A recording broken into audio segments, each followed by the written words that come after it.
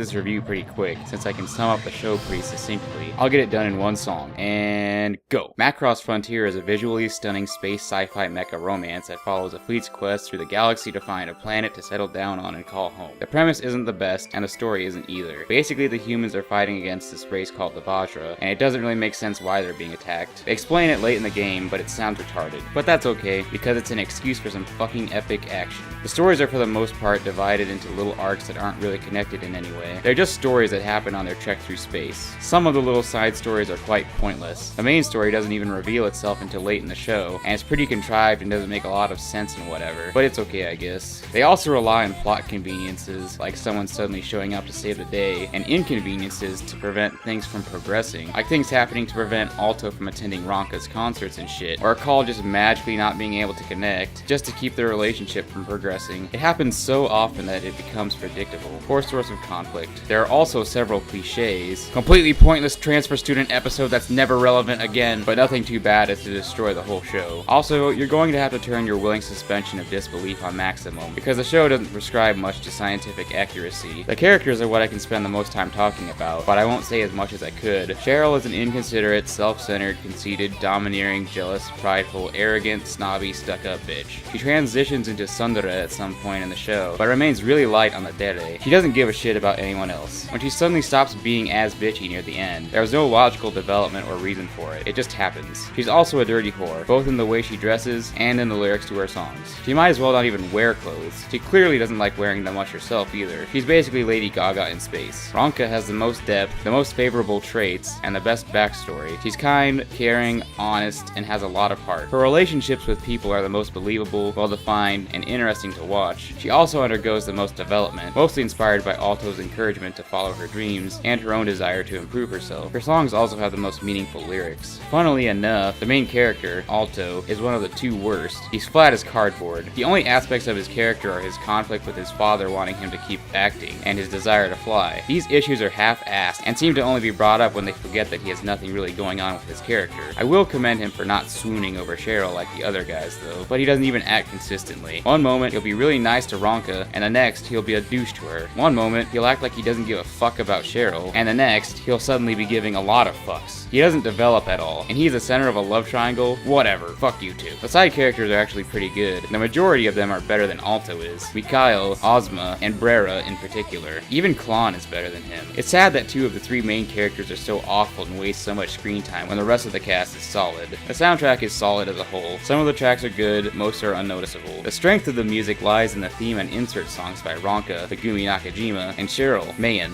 or however the fuck you say it. I will say that I really don't care for Cheryl singing at all, as it sounds like it's trying to be overly sexual, though it's actually not far off from how Mayan normally sings. Some people like Mayan though, so there's that. Megumi Nakajima's singing though is fucking beautiful. Whenever I'm feeling down, I like to listen to her songs. They make me really happy. Their voices actually complement each other extremely well when they sing together, making Cheryl's singing more tolerable for me. Their singing frequently combines with mecha action and accentuates it quite awesomely. The sound effects are pretty damn good, especially the ones during the action scenes. I love explosions. Watch it on an HD TV with surround sound and the bass cranked up to get the most out of the experience. The voice acting is pretty good, but nothing superb I'd say. Ironically enough, I have to say that Mikhail had the best voice acting, followed by Megumi Nakajima as Ronka. Cheryl proves her bitchiness with her seiyuu skillfully engraving that fact into your skull. The animation and CGI are insane. There was only one scene in the whole series where big-time laziness is made apparent in animation. They also unfortunately implement stock footage quite a bit. Other than that though, the visuals are just stunning. You have eyes, you can see it right here. There's quite a bit of fan service. Cheryl is a walking porn star, and it's rare for her to be wearing many clothes at all. Other girls mostly have really big boobs. All of them are subjected to some revealing shots at some point. Not even poor little Ronka is safe. Macross Frontier has some of the most intense action you'll ever see. As far as mechas go, it's about on par with Rebuild of Evangelion, though Macross Frontier goes more over the top at times. The infamous Macross Missile Massacre gives me goosebumps every time. Macross Frontier is one of my favorite anime,